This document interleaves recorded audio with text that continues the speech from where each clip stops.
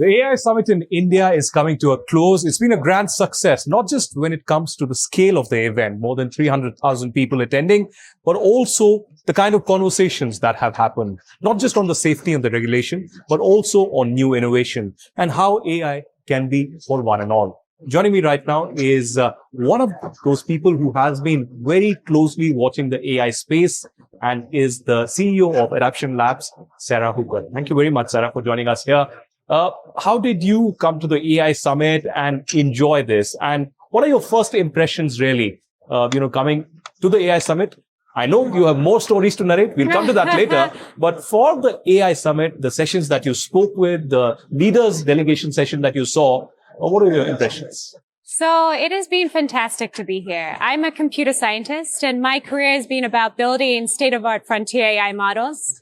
And I've been at every single AI safety summit, from Bletchley to the Paris AI Summit to now here. And for me, the most important thing is the topics I care about, like multilingual coverage, like AI safety about the impact today are front and center stage.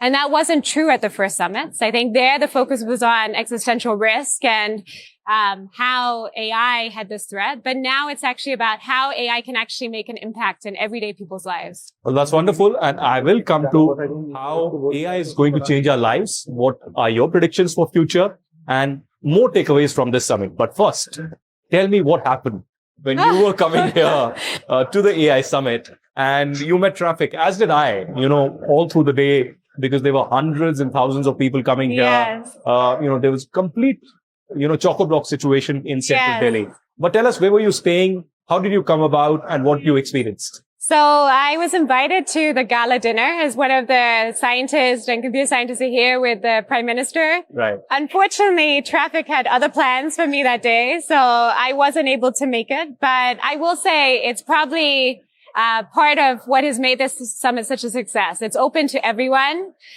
Delhi feels like it is shut down for the summit, but it's part of the prestige of everyone being here. So I will reassure everyone, I had many dinners this week and I've had an incredible time here, but I also got to experience maybe what makes the essence of Delhi, which is the traffic. Essence is traffic and many dinners, you said. Yes. But I guess the most significant of those dinners was the room service. So what did you exactly order? Because people on social media are really going bonkers about what this is exactly. I know. So I got a home-style chicken curry, and then I got potato curry, which was excellent. I have to admit, the most important element of it. So I had amazing food the whole time in Delhi, but what was incredible about it was that it filled me up at 11 p.m. and I was so happy to have my own feast. You felt it was too hot or spicy? It was excellent. I do enjoy spice. So I live in California in San Francisco, but I grew up, my parents, met in Sudan. I grew up in Mozambique. So I enjoy a good chili. And so I find like Indian food here as being excellent and part of what makes it so special to be here. Amazing. Who knew that the AI Summit will actually make a tweet and an X post famous on, food, Indian food, and also about the traffic situation. We face it every day. But let's come back to the topic. What are your predictions for future? Because there is a lot of debate all across the world, especially in the European Union. There's the AI Act about safety and regulation. There's also concerns about disinformation. How do we, tackle this situation? Now, for example, on X, there are community notes, but they are based on the number of responses that come or ideologically linked in many ways. Is there a model that comes in future that can realistically, in real time, counter fake news or disinformation? Well, a lot of my focus is how do you do real-time intelligence? So adaption, I've been at many different frontier labs, including DeepMind. Adaption is about how do you build models that adapt real time to suit both different cultures, different languages, as well as different use cases? Harm is a good example because harm differs by location. It also differs in terms of patterns. It's adversarial.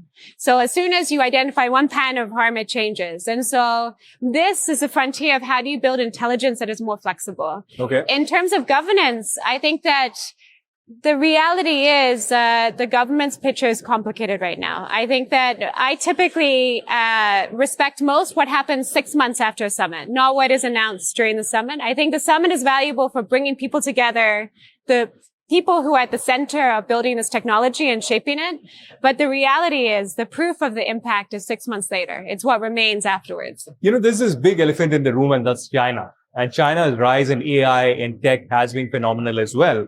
But there are concerns about surveillance. Do you think AI can go out of hand, or states could use it in their own way, practically not abiding with the rules-based order? Almost certainly. I think that the reality is, when I started computer science and working in this area, it was a small room. It was a conference. It was actually less than 6,000 people. We're at a conference where 300,000 people came in one day.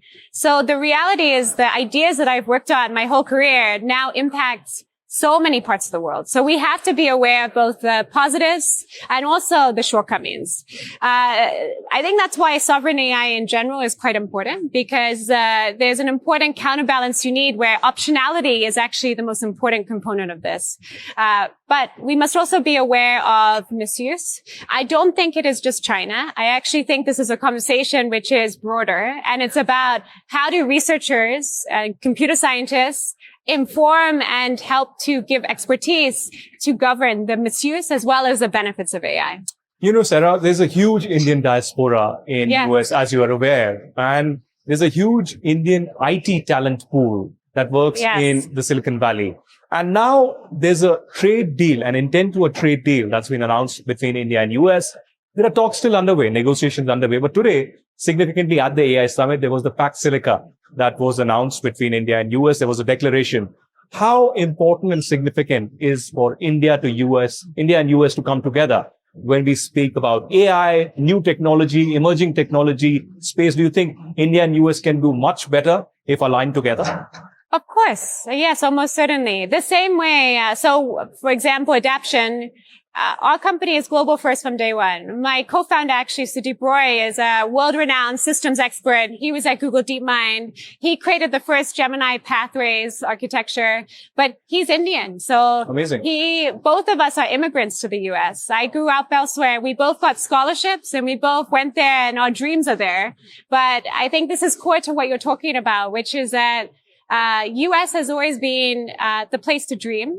But it also is only that as long as it's able to partner with global talent. And so that's why for us, global talent is so important, and being a global company is so important. So finally, Sara, tell us, apart from the potato curry and chicken curry, what exactly are you going to take away when you fly off to your home? I will take away mostly the excitement and the drive. I think that it is very always the core thing to any innovation, and to switch from an engineering to a research innovation culture is you have to have density of talent, and then you also have the resources. And both were true at the summit. There's a density of talent as well as there's the ambition to invest in infrastructure and the wider ecosystem. And so that's important. But also what's important is the topics I care about: multilingualism, adaptation to global context, were center stage. And this is very special to me, but it's also the fun part. And I will also take away Delhi traffic. I will not underestimate it ever again. I hope you built a model to tackle the situation of the crowd management and traffic management. But wishing you all the luck, and wishing Adaption Labs new success in this emerging technology. Thank you very much, Sara. Fantastic. Thank you so much. Such an honor. Thank you.